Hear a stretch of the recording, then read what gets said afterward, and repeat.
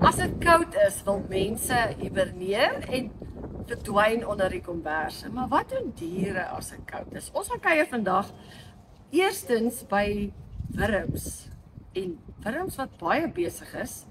En ja, daar's goed wat gebeur tussen blare en onder sand. Bly by ons.